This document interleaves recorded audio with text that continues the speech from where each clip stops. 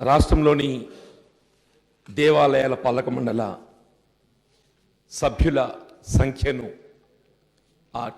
దేవాలయాల ఆదాయ పరిమితి దృష్టిలో ఉంచుకొని పెంచే విధంగా ఏదైతే ఈరోజు అమెండ్మెంట్ చేపట్టబడడం జరిగిందో ఇందులో 1 కోటి రూపాయలకు మించినప్పుడు ప్రభుత్వం 9 మంది వ్యక్తులతో కూడిన ఒక ట్రస్టీల బోర్డును ఏర్పాటు చేయవలెను అనేది ఒకటి. చేయటం లేదు. అదే మంత్రిగా దృష్టి పట్టుకొస్తున్నాను. అదే 25 లక్షల నుండి 1 కోటి రూపాయల వరకు ఉన్న దానికి 9 మంది సభ్యులే ఉన్నారు. 1 కోటి పైన ఉన్నటువంటి వారికి 9 మంది సభ్యులే ఉన్నారు. ఈ అమెండ్మెంట్లో ఏదైతున్నదో 25 లక్షల నుండి 1 కోటి రూపాయల ఆదాయం ఉన్నటువంటి ఒక దేవాలయాల సభ్యుల సంఖ్యను 9 నుండి 14కు పెంచింది. 1 కోటి రూపాయల పైన ఆదాయం ఉన్నటువంటి సభ్యుల సంఖ్యను దాన్ని పెంచడం లేదు. మరి అది వెదర్ ఇట్ ఈస్ అంటే మీరు ఆలోచనతోనే పెట్టినరా లేక ఇట్స్ మిస్సింగా? 25 లక్షల నుండి 1 కోటి రూపాయల వరకు ఉన్నటువంటి ఒక దేవాలయాల సభ్యుల సంఖ్యను 9 నుండి 14కు పెంచుతున్నారు. అదే 1 కోటి రూపాయల పైన ఆదాయం ఉన్నటువంటి ఒక దేవాలయాల పాలక మండలి సభ్యుల సంఖ్యను మాత్రం పెంచడం లేదు అంటున్నాను. మరి దాని గురించి ఎందుకు పెంచడం లేదు? మీరు 25 లక్షల నుండి 1 కోటి రూపాయల వరకు ఉన్నటువంటి ఒక దేవాలయాల పాలక మండలి సభ్యుల సంఖ్యనే 9 నుండి 14 చేసినప్పుడు 1 కోటి పైన ఉన్నటువంటి ఒక ఆదాయం దేవాలయాల సభ్యుల పాలక మండలి సంఖ్య ఏదైతుందో దాన్ని కూడా పెంచాల్సిన ఆవశ్యకత ఉంటుంది. కానీ దాన్ని you are not touching it. పెంచకపోవడానికి ఏమైనా ప్రత్యేకమైన కారణమా? అది ఒకటి పరిశీలించాలని చెప్తున్నా. రెండవది అధ్యక్ష, సాధారణంగా మీకు తెలియంది ఏమున్నది, ఈ పాలక మండలి సభ్యులు అనేది రాజకీయ నిరుద్యోగ రూపం మాపడానికి అవకాశాలు కల్పించడానికి వాడుకోవడం జరుగుతుంటుంది. ప్రభుత్వాలు ఏవే కానివ్వండి చెప్పంటున్నాను, వ్యవసాయ మార్కెట్లే కానివ్వండి, దేవాలయాల పాలక మండలి ఇవే కానివ్వండి. ఇక్కడ ఈ పాలక మండలి నియామకం చేసేప్పుడు ఏదైతుందో కేవలం రాజకీయ నిరుద్యోగాన్ని రూపుమాపడానికి అవకాశాలు కల్పించడానికి కొరకే కాకుండా నిజంగానే దేవాలయాల మీద భక్తి ఉండి దేవాలయాల పునరుద్ధరణ కూడా పాటుపడే వాటి గురించి ఆలోచించాల్సిన ఆవశ్యకత ఉంటుందని చెప్పక తప్పదంటే ఒకటి. రెండవది, గౌరవ మార్కెటింగ్ శాఖ మంత్రులు హరీష్ రావు గారు గత సమావేశంలో ఏదైతే మార్కెటింగ్ శాఖకు చెందిన పాలక మండలి సభ్యుల సంఖ్యను పెంచినప్పుడు అందులో బలహీన వర్గాల వారికి ప్రత్యేకంగా వారికి అవకాశం కల్పించింది. సభ్యుల సంఖ్యను బట్టి అది ఎస్సీఏ కానివ్వండి, బీసీఏ కానివ్వండి, ఎస్టీఏ కానివ్వండి. గౌరవ ముఖ్యమంత్రి గారు ఏదైతుందో ఇంటర్వ్యూని అయిపోయి ఈ పాలక మండలి చైర్మన్లకు 33% రిజర్వేషన్ కల్పించడం జరుగుతుందని చెప్పని వారు సభలో పేర్కొని మరి ఆ విధంగా అమలు కూడా తీసుకురావడం జరిగింది.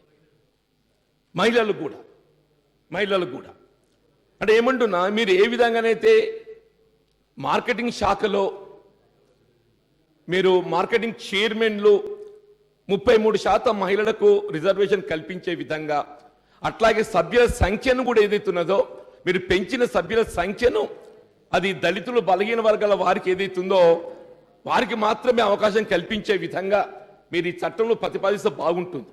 లేకుంటే ఏమైపోతుంది, వీళ్ళ దళితులు బలహీన వర్గాల యొక్క స్థానం ఏముంటుందో తెలియని పరిస్థితి కనబడుతుందా అధ్యక్ష అని చెప్పంటున్నాను. ఇవల్లే మీకు తెలియని ఏముంది అధ్యక్ష, రాజకీయంగా ఏదైతుందో పార్టీ మార్పులను ఏ విధంగా ప్రోత్సహిస్తున్నారు.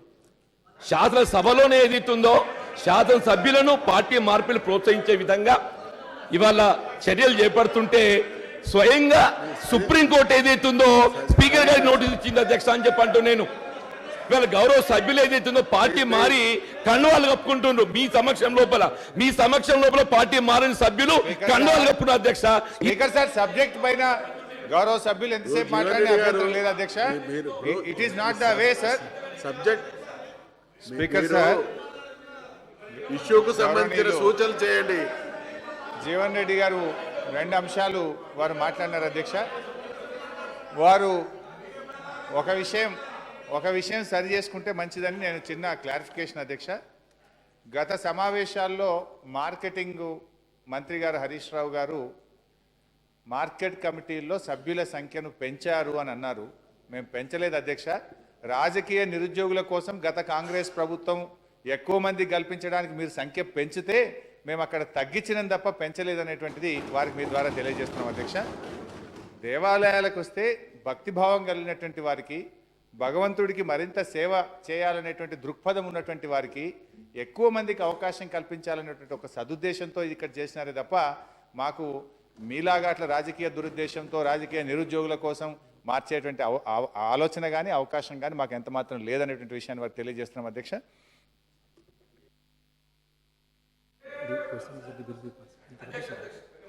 ఇప్పుడు జీవన్ రెడ్డి గారు మీరు మాట్లాడినలో ఒక రెండు సూచనలు చేసిండ్రు, అంతవరకు బాగుంది.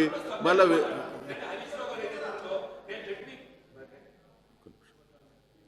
నేనే అంటే వాస్తవం గౌరవ మంత్రి గారు పేర్కొన్నది నేను సభ్యుల సంఖ్య అనేది ఏదైతుందో పెంచారు అనేటువంటి ఒక భావనతో మాట్లాడి ఉండొచ్చు. I'm taking back.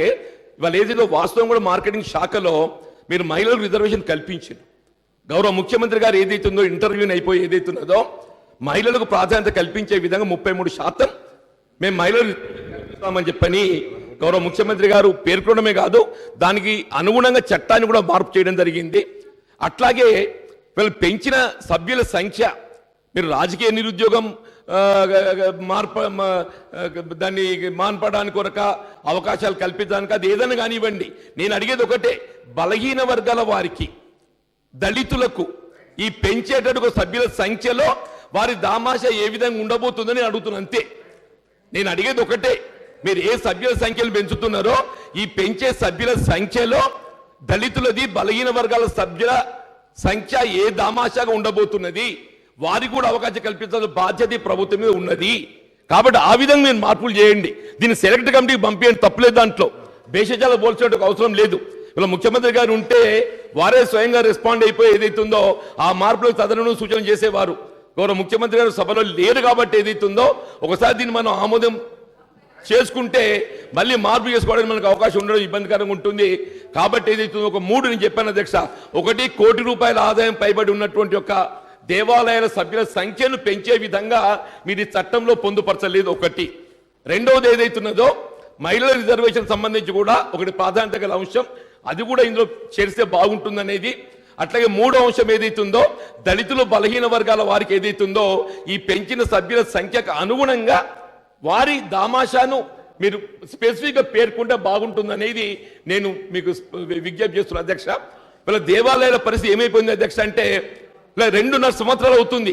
Common goods fund కింద ఒక్క దేవాలయం కూడా మంజూరీ లేదు అధ్యక్ష. గత ప్రభుత్వ హయాం లోపల మంజూరీ పొందిన దేవాలయాలు కామన్ గూడ్స్ ఫండ్ కింద ఏదైతున్నదో అవి నిధుల లేమి అనేటువంటి ఒక నెపంతో ఏదైతుందో వారు నిలిపివేయడం జరిగింది. మీరేమైనా యాదాద్రి దేవస్థానాన్ని ఏదైతుందో అభివృద్ధి చేస్తే చేస్తున్నట్టు కాదంటం లేదు. కానీ సామాన్య ప్రజానీకం గ్రామాలలో ఏదైతుందో ఒక ఆంజనేయ స్వామి దేవాలయమే కానీ, ఒక పెద్దమ్మ తల్లి కానీ, ఒక పోచమ్మ గ్రామ దేవతల ఆలయాలు నిర్మాణం చేసుకుంటామంటే గతంలో ఒక 20,000 రూపాయలు చెల్లిస్తే 3 లక్షలు వస్తుండే. మీరు 50,000 చెల్లిస్తే 5 లక్షలు అని చెప్పన్నారు. అటువంటిది వాళ్ళకి ఏదైతుందో ఏ విధంగా ఎక్కడ కూడా ఒక దేవాలయాన్ని మంజూరు చేసిన ఒక దాఖలా కనబడటం లేదు. దయచేసి ఆ కామన్ గుడ్ ఫండ్ ఏదైతుందో ప్రతి ప్రాంతంలో, ప్రతి మండలానికి కనీసం ఒక 5 చొప్పునైనా మీరు మంజూరు ఇచ్చే విధంగా చర్యలు చేపడితే బాగుంటుందని చెప్పని ఈ సభాముఖం మేము మనం చేస్తూ గౌరవ మంత్రి గారు ఏదైతే స్పెసిఫిక్ లెవెల్ ఇచ్చినటువంటి ఒక అంశాలపై దృష్టి కేంద్రీకరించి అబౌట్ రిజర్వేషన్ అండ్ ఆల్సో ఈ కోటి ఉమెన్ రిజర్వేషన్, అట్లాగే ఎస్సీ ఎస్టీ బలహీన వర్గాలకు ఏదైతుందో ఈ పాలక మండలి సభ్యుల్లో ఏదైతుందో వారి స్థానం, వారికి దామాష ఏ విధంగా కల్పించబోతున్నారో కూడా స్పెసిఫై చేస్తే బాగుంటుందని ఒక అభిప్రాయం వ్యక్తం చేస్తున్నా అధ్యక్ష. నేను మాట్లాడిన మాట తప్పు మాట్లాడేది అధ్యక్ష. ఏ విధంగా పార్టీ ఫిరాయింపులు ప్రోత్సహిస్తుందో మన కళ్ళ గడ్డలు కనబడుతుంది. ఇది రాజ్యాంగానికి సంబంధించినటువంటి సవరణ కాబట్టి పార్లమెంటు ఉభయ సభలు మాత్రమే పాస్ చేస్తే సరిపోదు. కాబట్టి దేశంలో ఉండేటువంటి వివిధ రాష్ట్రాల శాసనసభలు, సగానికి పైబడి శాసనసభలు కూడా ఈ రాజ్యాంగ సవరణ ఆమోదిస్తేనే అది పరిపూర్ణమవుతుంది. కాబట్టి